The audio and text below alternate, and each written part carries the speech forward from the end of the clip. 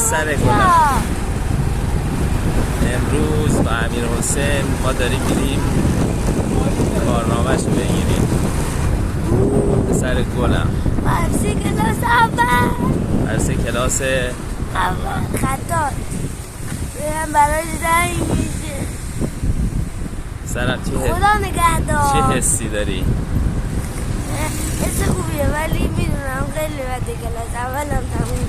چرا؟ برای کلاس اولم تموم. کلاس اول تموم شد؟ خب خوبه که به سلامتی تموم شد.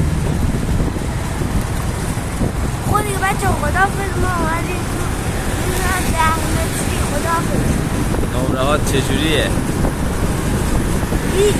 20. عالی.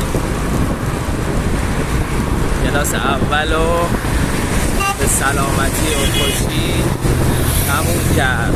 اسم معلمم خانوم فرمن. اسم معلمش هم خانوم فرمن. آفرین. دوستش داری؟ بله. چقدر؟ خیلی. امروز چندمه؟ امروز فکر میکنم 10/3/1404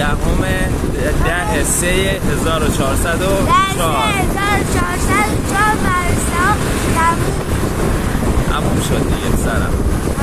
انشالله همیشه موفق باشی. کلاس اولتو که به سلامتی تموم کردی، کل کلاس‌های زندگی تو انشالله به سلامتی تموم کنی. خداحافظ. خداحافظی کن.